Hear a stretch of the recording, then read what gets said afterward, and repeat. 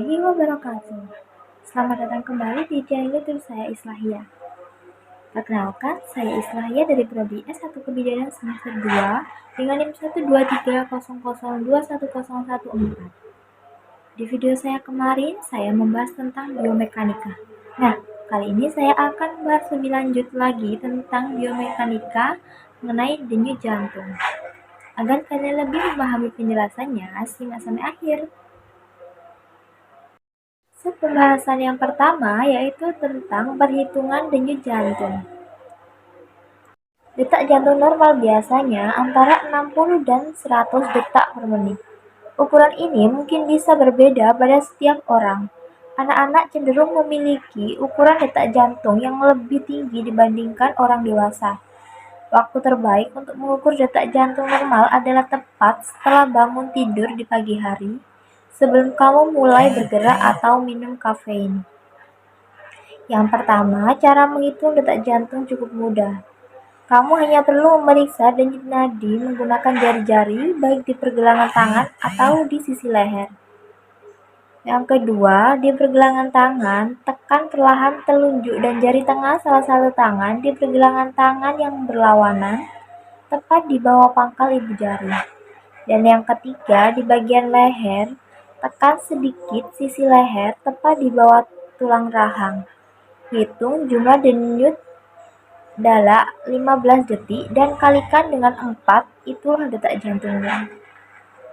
Untuk pengukuran yang lebih akurat, kamu perlu mengulang beberapa kali dan menggunakan rata-rata dari ketiga hasil ukuran tersebut. Untuk pengukuran detak jantung normal, kamu harus mengikuti langkah-langkah berikut.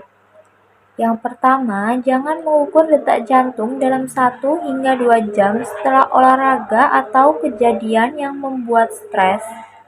Detak jantung bisa tetap tinggi setelah aktivitas berat.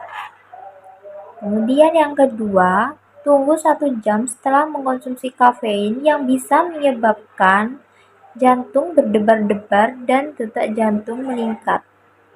Dan yang ketiga, yaitu jangan mengukur detak jantung setelah kamu duduk atau berdiri dalam waktu lama, karena ini bisa mempengaruhi detak jantung. Ditinjau dari aktivitas fisik dalam keseharian, denyut nadi dapat dibedakan menjadi beberapa macam, di antaranya yang pertama, denyut nadi basal.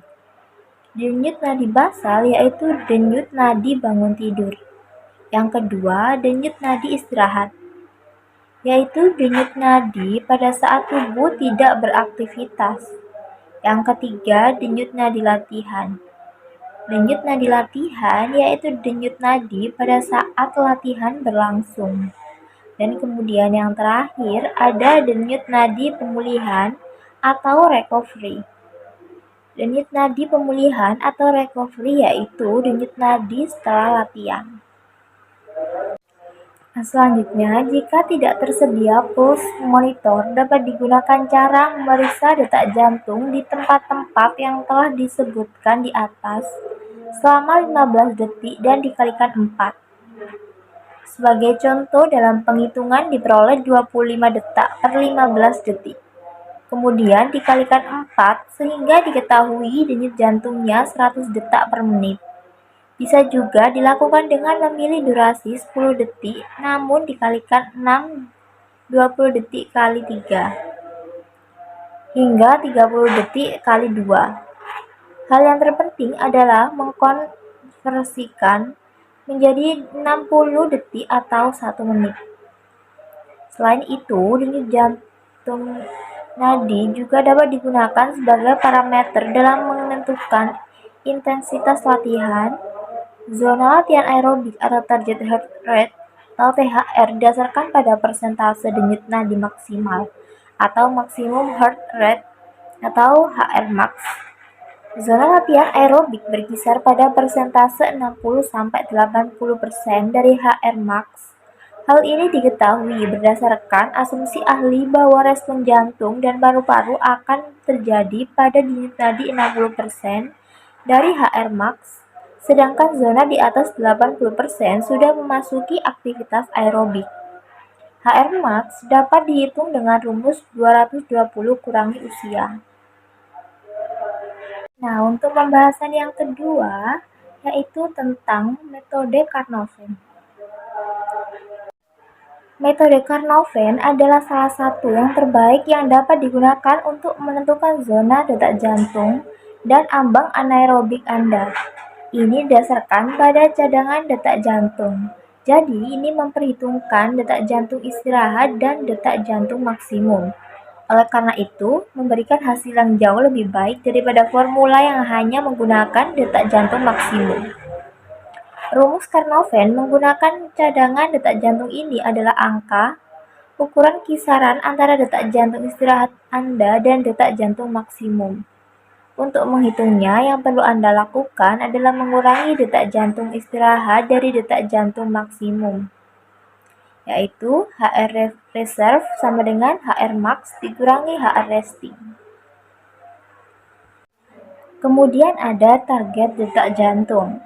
Untuk menghitung zona detak jantung, yang perlu kalian lakukan adalah menambahkan detak jantung istirahat Anda ke persentase tertentu dari cadangan detak jantung.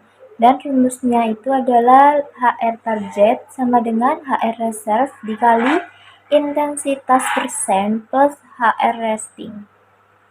Jumlah intensitas ditentukan oleh rumus Carnot-Venn. Rumus Carnot-Venn mendefinisikan 5 zona berikut menggunakan dua angka, 2 menentukan setiap zona sampai ujung bawah dan ujung atasnya.